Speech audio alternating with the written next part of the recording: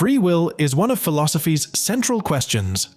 Are we truly free to make our choices, or are we bound by forces beyond our control? I challenged artificial intelligence to transform into two of the greatest thinkers in history to debate this issue. On one side, we have Jean-Paul Sartre, the existentialist philosopher who argues that human freedom is absolute and unavoidable.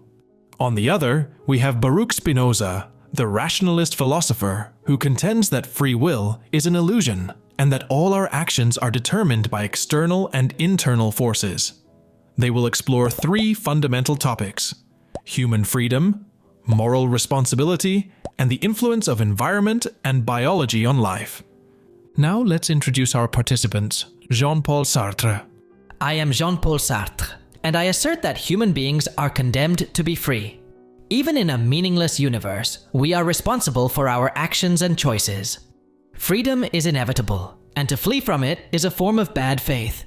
In this debate, I will show that freedom, although it brings anguish, is the only truth about the human condition. Hello, I am Baruch Spinoza, and I believe free will is an illusion born of our ignorance of the causes that drive us. Our actions are determined by natural and social forces beyond our control. In this debate, I will demonstrate that human freedom is not real, and that true wisdom lies in accepting that we are part of a larger causal order. Now that we've met our participants, let's dive into the first topic: free will, total freedom or illusion. Freedom is the essence of human existence. We are condemned to be free, which means that even without a higher guide or fixed rules, we are responsible for creating meaning in our lives. Circumstances can influence our choices, but the final decision is always ours. Freedom isn't a choice, it's an unavoidable condition. And it's precisely because of this that we feel anguish, because there is no one else to blame for our choices but ourselves. You speak of freedom, but what we truly possess is ignorance of the causes that govern us. Human beings believe they are free only because they do not understand the forces that determine them. We are products of our passions, our biology, and external circumstances. What we call free will is, in reality, a chain of predetermined events from our deepest desires to the choices we make. Freedom is an illusion, and true wisdom lies in recognizing that we are not free. A perfect example of this is social media. Although we didn't live to see this technology, here's what's fascinating. You think you're making free choices, but your preferences and actions are predicted by algorithms that analyze your online behavior. They know what you'll consume before you even decide. How can we talk about freedom when our actions are shaped by invisible forces? What you call ignorance of causes is, in fact, our ability to choose between different possibilities. Even under social or biological pressure, it is still up to us to decide how to act. Freedom allows us to transcend these influences. People in extreme situations, like prisoners or victims of totalitarian regimes, can still choose how to respond, and that choice defines their humanity. Human beings can forge their own path, regardless of circumstances. Regarding your argument about social media, we all know that algorithms try to shape our behavior, but it's still up to us whether to like, share, or comment. Responsibility for the choice is inevitable, even if we try to escape it. You romanticize the idea of freedom, but what you see as choices are merely reactions to prior stimuli. Just as planets follow their orbits according to the laws of physics, humans follow their actions based on causes they don't always understand. Even what you call resistance to adverse circumstances is a response conditioned by our history and biology. Nothing in the universe, including humans, is truly free. Freedom isn't about denying the influence of circumstances, but about how we face them. Freedom isn't in controlling everything around us, but in our ability to choose how to respond to what happens. Calling it an illusion is to deny humanity's capacity to resist, to reinvent, and to give meaning to experiences. We are responsible, and this responsibility is what makes us free. To deny this is a form of bad faith, an escape from our own condition. To deny determinism is to deceive oneself about the nature of things. We cannot transcend our conditions because we are bound by natural laws that govern every action. Our freedom is limited by passions and the structure of the universe. Understanding the causes that drive us is the first step in accepting that freedom is an illusion. True freedom, if it exists, lies in accepting the necessity of things and finding peace in that understanding. Now we move on to the second topic of the debate: moral responsibility. Are we truly responsible for our actions? This time, Spinoza will start. If all our actions are determined by prior causes, how can we be morally responsible for them? The concept of moral responsibility is based on the assumption that we are free to choose between good and evil. However, if our decisions are the result of a predetermined chain of events, we cannot be blamed or praised for something beyond our control. What we call responsibility is a social construct that does not account for the true nature of our existence. We are part of a natural mechanism, and our actions are inevitable. Today, we know through neuroscience that many of our decisions are made before we are even conscious of them. Our brain acts before we realize it. How can we talk about moral responsibility if our decisions are biologically pre-programmed? Moral responsibility exists precisely because we are free to choose. When we act, we make choices that reflect our values and intentions, and we are responsible for those choices. To avoid responsibility is an attempt to deny freedom. You may argue that circumstances influence us, but they do not determine us. People are responsible for their actions, even if external conditions are challenging. It is this freedom of choice that makes us morally responsible. To deny it is to fall into bad faith, a refusal to accept our own freedom. Think of someone raised in a criminal environment. Even in this context, that person can still choose whether to follow a path of violence or resist it. Circumstances influence, but they do not determine. It is our moral responsibility to choose what to do, regardless of the context. But if our choices are determined by a series of external and internal causes, how can we be responsible for them? Just as water flows down a predetermined path, our actions follow a course shaped by our biology, our upbringing, and the social forces around us. Morality, then, must be reinterpreted, not as a judgment on a person's actions, but as an understanding of the causes that led to those actions. Instead of blaming or praising, we should seek to understand and educate to eliminate the conditions that lead to harmful behavior. You're dehumanizing the individual by reducing our actions to mere effects of prior causes. What makes human morality so distinct is precisely the capacity for choice. If there is no freedom, how do we explain moral decisions that defy social or biological expectations?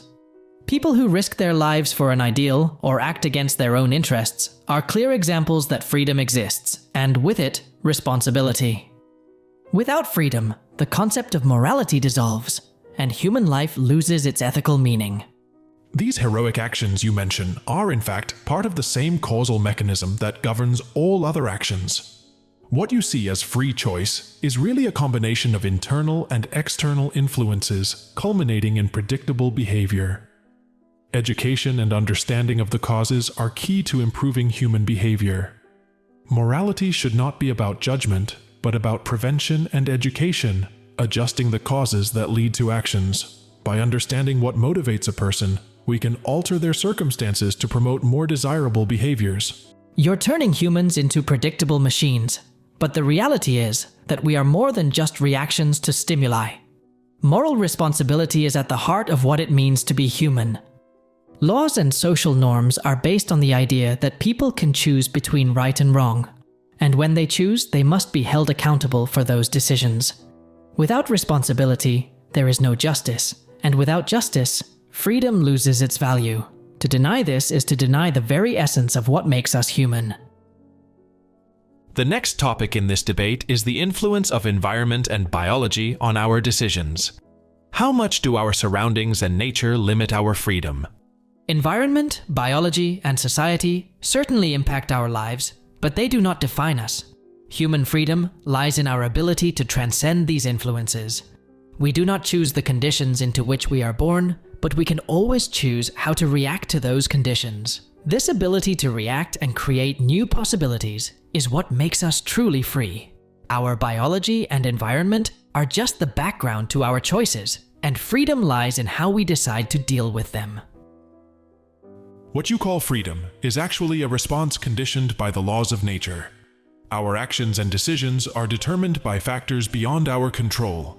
Our genetics, the environment we grew up in, and social circumstances. These factors limit our freedom and shape our choices. Biology is not just a backdrop. It is the very foundation of our decisions. To think we can transcend these influences is a mistake. We are part of a natural order that conditions us in ways we do not perceive. You're reducing human beings to mere reflections of external influences, ignoring our ability to surpass them. History is full of examples of people who, despite adverse conditions, found a way to transform their realities. Think of figures like Nelson Mandela, who, even after decades in prison, found freedom in his own mind and fought for his cause. Biology and environment may limit, but they never fully determine the human capacity for choice. Freedom lies in how we respond to these influences. Mandela, like all of us, was subject to the laws that governed him. His resistance and resilience were not free choices in the sense you argue, but the result of his experiences, education, and genetics. The environment we live in shapes our actions, just as physical laws shape the movement of bodies. We cannot free ourselves from these influences because they are the very essence of who we are. True freedom, if we can call it that, is in understanding these laws and living according to them, not in trying to overcome them. It is precisely by trying to overcome them that we find true freedom. Freedom is not about denying external reality, but about deciding how to deal with it. Humans are unique because even when facing extreme challenges, we can still choose how to respond to those challenges. Biology may give us impulses, but we decide whether to follow them or resist. Without this capacity for choice, we would be nothing more than automatons, incapable of creating meaning in our lives. You continue to ignore the depth of the causes that determine our actions. Even the act of resisting is the result of a series of influences that shape the person to act in that way. Biology and environment are not mere passing influences. They are the foundation of all our decisions. True freedom is in accepting these conditions and living in harmony with natural laws, understanding that we are not separate from these forces, but a part of them. By recognizing our limitations, we find peace. After 3 intense rounds of debate, our philosophers have reached their final arguments. Let's hear their conclusions. Throughout this debate, I have defended the idea that humans are condemned to be free. Freedom is inevitable, and with it comes the responsibility for our choices. Even in oppressive circumstances, like prison, poverty, or social pressure, we always have the freedom to decide how to act. History is full of examples of people who transcended their conditions, like Nelson Mandela, who, even in captivity, remained free in spirit by refusing to accept the limitations imposed by apartheid. Our freedom defines us, and it is what makes us morally responsible. The concept of bad faith is central here, when we pretend we are not free to avoid the anguish of being responsible for our actions. As I've said before, man is condemned to be free, because once thrown into the world, he is responsible for everything he does. Spinoza may want to believe that we are mere puppets of external forces, but that's just an escape. In the end, it doesn't matter what they've made of me. What matters is what I make of what they've made of me. Freedom doesn't mean the absence of influences, but the ability to create meaning, to transcend circumstances. Without freedom, there is no authenticity, no morality, no human dignity. It's our responsibility to choose, shape the future, and create our own values. To deny this freedom is to deny the very essence of what it means to be human. What Sartre calls freedom is an illusion created by our ignorance of the true causes that move us. We judge ourselves free because we are conscious of our actions, but we ignore the causes that determine them. The truth is that all our actions, desires, and decisions result from a chain of events beyond our control, from our biology to the social circumstances that surround us. As I stated in my ethics, men believe themselves to be free because they are conscious of their actions and ignorant of the causes by which they are determined. True freedom is not in acting at will, but in understanding the causes that determine us. Knowledge is power, and it is through the knowledge of these causes that we find peace. Think of a sailor who finds peace by accepting that he cannot control the sea, but can learn to navigate by its laws. Real freedom lies in accepting the necessity of things and living according to this natural order. As I said, true freedom consists in the knowledge of the causes that determine us and in the acceptance of this necessity. Accepting this is not a limitation, but a liberation. Our biology, our environment, and our passions shape us, and by understanding these influences, we achieve a higher form of freedom. Abandoning the illusion of free will is true wisdom, and peace comes when we accept our place in the greater order of the universe.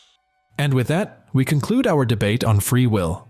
Jean-Paul Sartre presented freedom as the foundation of the human condition, while Baruch Spinoza argued that free will is an illusion, and that our actions are determined by natural and inevitable causes. Now, I want to know, which argument convinced you more? Leave your comment, like the video, and subscribe to the channel for more philosophical debates. And remember, knowledge is the path to true freedom. Count on me and follow the White Rabbit.